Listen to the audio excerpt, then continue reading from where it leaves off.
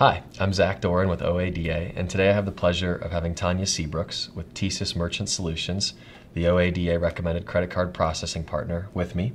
And we're going to talk a little bit about a couple things that are changing with credit card processing. Great. Tanya, real quick, I just got a new credit card and it has a little gold-plated chip in it, and wanted to see what that was. That is actually the new standard to authenticate new credit card and debit card transaction for credit card processing. Cool.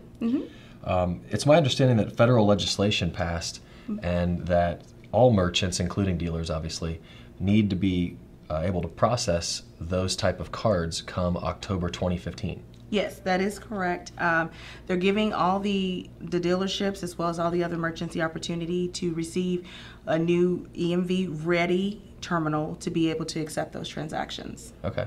And will the terminals now, if a dealer has a current terminal that's maybe 2 or 3 years old, will they accept an EMV card now? No, they will not. Because of the gold chip, there's an actual way that has to be read for the security.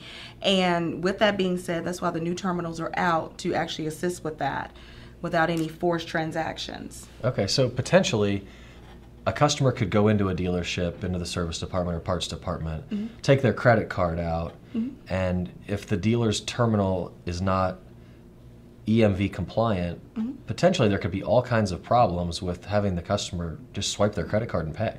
Exactly. With the new EMV terminals that are out now, it gives them the opportunity to be able to slide their card in and that chip can be read. So you need a terminal that'll actually support that particular function without doing a forced transaction. Okay. Are there any penalties associated for the dealer or a merchant if they're not EMV compliant? That's a great question. It's not necessarily that there's a penalty, but what we want to do is impose more of the education piece behind it.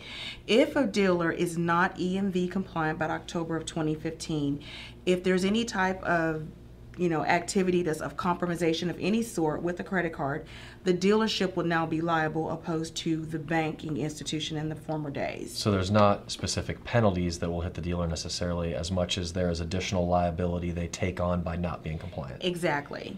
And how does a dealer get compliant? Very simple. Call me or, call your current provider and we'll talk about, getting your new terminal set up to bring out to you so that you will be able to accept the EMV chip cards in the process of the transaction as well. Now, some are still with the current credit cards without the gold chip. They will have theirs before the end of the year as well. So you'll have 2 opportunities to be able to make sure you can accept both cards either way. And it will not interrupt your workflow. So largely they just need a new terminal. They need a new terminal. Okay.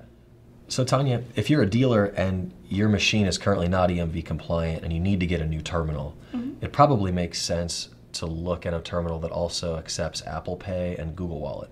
Yes, it would. And the benefit now, the terminals that we are processing with now, they are EMV compliant and they're Apple Pay, Google Wallet ready. Okay. So I would definitely suggest that for all dealers. Great. If you need help with your credit card processing, want to take a look at some great rates, or have some additional questions regarding terminals and EMV, please reach out to Tanya. She'll take great care of you. Yes, I will. Her information is going to be at the end of this video. And thanks for your time. Thank you.